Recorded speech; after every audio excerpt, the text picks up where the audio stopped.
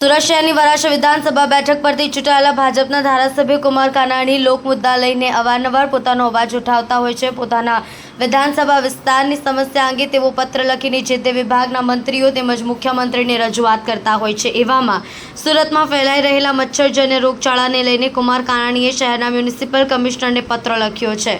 પોતાના પત્રમાં કુમાર કાનાણીએ ફરિયાદ કરતા જણાવ્યું છે કે સુરત શહેરની અંદર ડેન્ગ્યુ તેમજ મેલેરિયા જેવો ભયંકર રોગચાળો ફાટી નીકળ્યો છે।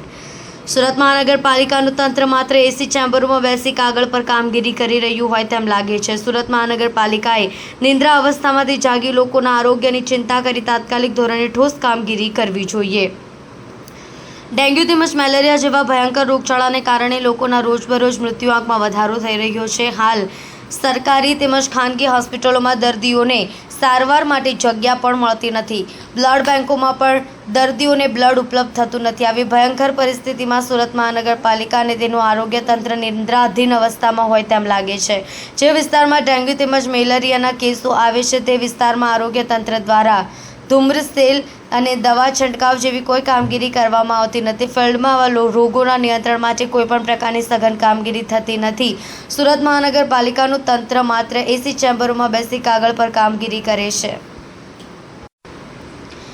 તો આ બાબતે સુરત મહાનગરપાલિકાએ નિંદ્રા અવસ્થામાંથી જાગી લોકોના આરોગ્યની ચિંતા કરી તાત્કાલિક ધોરણે ઠોસ કામગીરી કરવી જોઈએ। સુરત શહેરની અંદર અત્યારે રોગચાળો ફાટી નીકળ્યો છે। ડેન્ગ્યુ અને મેલેરિયા જેવા તાવના કેસમાં લોકોના મરણ થઈ રહ્યા છે। તંત્ર ક્યાંય ફિલ્ડમાં દેખાતું નથી, કોઈ અધિકારી ફિલ્ડમાં દેખાતું નથી, કોઈ કાર્યવાહી થતી નથી। એટલે મને એવું લાગે છે કે આ રોગચાળાને કારણે મચ્છરજન્ય રોગ, પાણીજન્ય રોગને કારણે અત્યારે લોકોને દવાખાનામાં પણ જગ્યા મળતી નથી। રક્તદાન કેન્દ્રોની અંદર લોહી પણ મળતું નથી। આવી ભયંકર પરિસ્થિતિમાં આરોગ્ય વિભાગની કોઈ જ કામગીરી ફિલ્ડ પર દેખાતી નથી। એટલે મને એવું લાગ્યું કે તંત્ર ઊંઘી રહ્યું છે, એને જગાડવાની જરૂર છે ને એટલા માટે મેં આ પત્ર લખ્યો છે। મને ખ્યાલ છે ત્યાં સુધી એક કેસ પણ જો ડેન્ગ્યુનો આવ્યો હોય ને તો તંત્ર દોડતું થઈ જતું હતું।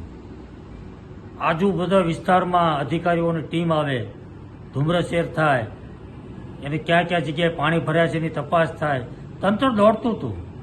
અરે ચોમાસા દરમિયાન ઘરે ઘરે આરોગ્યની ટીમ રોજે આવતી હતી। ઘરમાં કોઈને તાવ આવે છે, કોઈને મુશ્કેલી છે, કોઈને તકલીફ છે, રિપોર્ટ કરાવ્યા છે। જો કોઈને તાવ આવતો તો રિપોર્ટ કરાવતું હતું કોર્પોરેશન, એની દવા આપતું હતું। આ ચોમાસું પૂરું થવાયું મેં એક પણ અધિકારીને મારા ઘરે કે મારી સોસાયટીમાં મેં જોયું નથી। ફિલ્ડમાં મેં ક્યાંય અધિકારીને જોયા નથી। ને મને એવું લાગ્યું કે આટલો ભયંકર રોગચાળો છે અને છતાં પણ આરોગ્ય વિભાગ કામે નથી લાગ્યું। એટલા માટે મેં કમિશનરને ધ્યાન પર મૂકવા માટે મેં આ પત્ર લખ્યો છે।